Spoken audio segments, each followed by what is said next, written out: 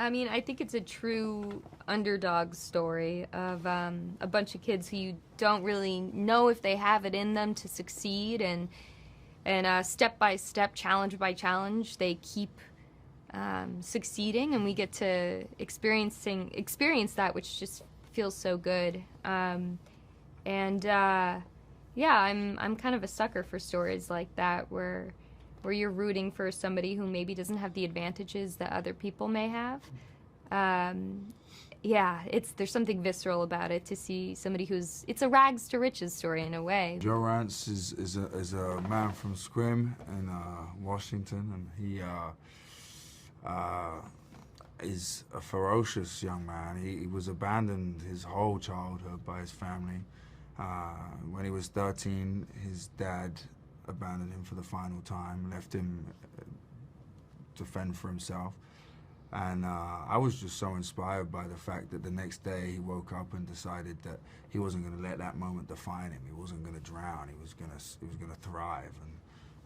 And that determination, that grit, and that energy, I just fell in love with, you know. And to be able to do that at any age is incredible. But he was 13, almost 14, and you know, before he joined this boat, he managed to get himself into university. He always wanted to better himself, and that drive was something that I responded to and felt inspired by. And then he joined this boat, you know, and he had to learn how to be part of a team. Not only be a part of a team, but to surrender his individuality, and instead of being one of 8, he had to become one with 8. And what they went on to do by winning the gold in Berlin, and even, you know, he joined. Most of those boys joined the rowing team out of necessity, out of financial worries. Joe was homeless. He was living in Hooverville, which was a slum just outside of Seattle, and by joining this team, he had a bed and money to eat. And the fact that these boys went on and did what they did is nothing short of remarkable. I'd been a fan of George's, of his acting work and films that he had directed before going into this, and I was excited, but I was kind of nervous. But then meeting him for the first time, he was just the most generous, genuine guy, and as a director, he was just a complete leader and professional, but he also knew how to really take joy in the thing he was doing, which kind of allowed everybody to feel more at ease and take joy as well, and I think that translates onto into the film. But he's, yeah, just a great guy, and I would work with him again and again if I could. Well, we trained for 5 months together to get to a pretty decent level. All of the rowing in the film is us, pretty much, apart from some really wide shots. It was important for us that we could achieve that and row as if we were Olympians. So the first 2 months of that process before we started shooting, we rowed for 4 hours a day on the River Thames. We trained doing in the gym stuff, and we had a PT, we had nutritionists, we had physios, we had people giving us massages when we were doing the races. It was a professional sports outfit that we were a part of. It's one of the most excruciating things I've ever done in my life, physically and emotionally. I remember going back to my house and getting in the bath after rowing, after like maybe 6 days, and I could barely move, and I knew that the next day I had to recover to get back in the boat with the guys. You know, there's a responsibility that you feel, and you don't want to be left behind, and there was this competitive nature to the thing that we all had that drove us on to succeed. The unique thing about rowing in sport is that it's not like basketball or soccer or what, I can't believe I just said soccer, but football. And where you can have a star player and that person can win you the game with a moment of genius. This is about being uniformed and regimented and together. It's almost like being in the army marching, you know. You have to surrender that individuality And that was hard for us. We'd learnt a new skill, which was rowing, which was hard enough, and then we had to mold ourselves into one. And you know, the whole thing's about the boat. The main character's the boat, and the book's about the boat. You know, we have our story, but really it's about what happens in this boat and where that boat goes and what that boat does. And I just found it so, at the time, difficult and excruciating and painful, but also without those hardships, it wouldn't have been as rewarding and exhilarating when we did get that 46 strokes per minute right towards the end of the shoot. And we created a bond for life, us guys. Joyce sort of followed Joe to college, but they'd been childhood friends. Yeah, she grew up in a pretty domineering household with her mother and her father. Her father was a pretty hard worker and showed very little affection. In the book it said just to their dogs, but not to any of the people of the household.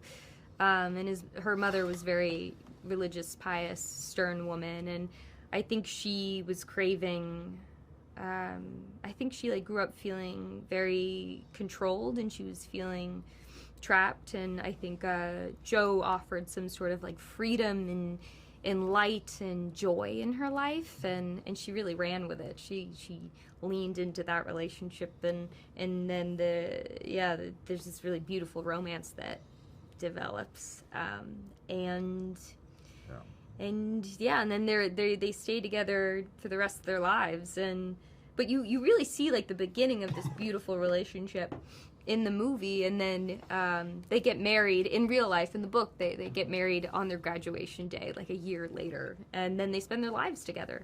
Well, I love sports movies. I love sports and I love movies, so the two things combined with an underdog story is just, the most rewarding type of movie, I think. And, what these guys did and how they learned to be together and pull together and set aside their differences, I think is the takeaway here. And, most people in the world just want to get along, and they love their neighbor, and they want to see their neighbor do well. And that's what these boys were able to do, set aside their differences and be part of a team and achieve something really beautiful when they did that. Well, I think all sports films are pretty fun and pretty inspiring, and I like the idea that these kids literally had to do it not because they had any understanding of rowing, they didn't know anything about rowing. They needed to eat, they needed to have a roof over their heads, and they just happened to ultimately be the Rolling Stones, along the way, and they happened to be truly great at what they did. Look, I think there's an underdog that lives inside of all of us. I think that's why it's something that we always respond to in these stories. It's actually funny that I wonder if anyone's ever made a movie that's the opposite of an underdog story. Right, just the overdog. The overdog, the privileged boys. It's and they lose. Oh, that'd be good. From the other point of view, we should do that next. Yeah, we'll do that. But I just love watching people overcome obstacles, I think, because I always feel like that's the same in my head, that I doubt myself all the time. And I just, even in the news, when I see people band together in adversity, it breaks my heart. And particularly as a male, I find that when I see men allow themselves to be vulnerable, in whatever context, and we see that in this film, I find it very moving. There were a lot of challenges in adapting the book because it's a book and it's thick and he's got a lot of storylines in it. So we had to pick the greatest hits, The reality is you could do Boys in the Boat, a 6-part series, and then you'd be able to sort of go through all of the backstory of Joe, which is a heartbreaking story. So the main part was that you want it to be cinematic. You know that you have to deal with the races and you have to make them sort of special. You know that you have to talk about some version of where they came from, and you have a beautiful love story. And so those were the main focuses. And the rest of the stuff that when you read the book, it's so beautiful. It's beautiful prose. It's beautifully written. You have to pick and choose your battles on those. Coach Ulbrickson is like daddy to all the boys. I mean, and I say that, a little facetiously, but the idea that I always feel like coaches are parental figures. They're there to sort of guide, which is what parents should be doing, and get frustrated along the way. And the best coaches to me always look deeply frustrated, and it's because they care, you know. And so, to me, he's this guy that we meet who sees the kind of building of a new team, a junior varsity team, as a sort of a set of numbers and statistics and heights of boys and where they fit in a boat, like it's a statistics game, and then evolves towards the end of that season, like he must with all the different teams, to get to see the brains and personalities and individuality of all of those boys. And I like that evolution in him as a little arc. Well, he was the character that Dan met. You know, he met the daughter who lived next to him and said, you know, my father's got a great story, and went over and kind of started talking with him and found out, oh my God, he rode with the Olympics. And, you know, Dan said, I want to write a book about you. And Joe, very old at this point, said, I won't do that, but you can write a book about all of the boys in the boat. And that character, that belief was exactly the kind of story that Dan wrote. And it felt like that's the exact right way to follow it. And, you know, his story was particularly compelling since he was deserted by his parents when he was 13 years old, you know, to run his own life. I think he's putting his instinct that the JV boat has got the better shot at a victory, despite the pressure from the people that fund the rowing program, and makes sort of a bold decision that if all that was at stake was victory, he's making the right decision. But as we all experience in life, sometimes decisions are more multi-dimensional and more complicated than that. So he sort of, you know, makes a tough choice under tough circumstances, but it's the right choice and it pays off. Callum Turner is the right height. I think that's all we could really say about what he did. Now, listen, Callum's a wonderful actor. I mean, I only met him doing an American accent, and only in the last, 5 days when we were doing press have I heard him speaking, you know, as a Brit. And I don't even know him. I don't recognize him. He's a vulnerable actor.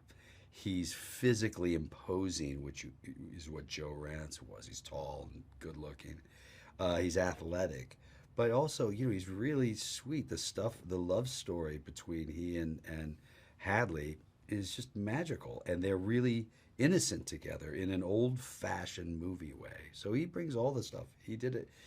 There was nobody else that could have done it. There's not a big wealth of information about Ulbrickson that exists. There's no, you know, it's a few decades too long gone for us to have a lot of audio or, you know, newsreel footage of him. There's pictures and, you know, but it's really, I mean, the beautiful book that Daniel's written is really everything. And then, you know, then at some point the script becomes the foundation of everything you need to build.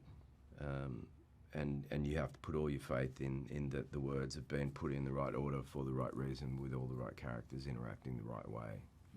The risks are enormous, and in real life, Al Ulbrickson took a gigantic risk because, you know, they didn't want him to do that. The seniors were actually a pretty good rowing team, but he felt like if they were gonna get to Germany, the only team that could actually win in Germany was the JV, the younger team, the inexperienced team.